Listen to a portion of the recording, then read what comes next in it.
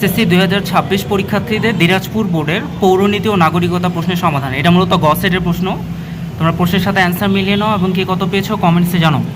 প্রথম প্রশ্ন 1-এর খ, 2-এর খ, 3-এর খ, 4-এর ঘ, 5-এর ঘ, 6-এর ক, 7-এর খ, 8-এর ঘ 3টি, 9-এর খ, 10-এর ক হবে 3টি, 11-ওর ঘ, 12-ওর ঘ, 13-ওর গ, 14-ওর ক হবে 1 এবং 2, 15-ওর খ, 16-ওর ঘ, 17-ওর ঘ, 18-ওর খ।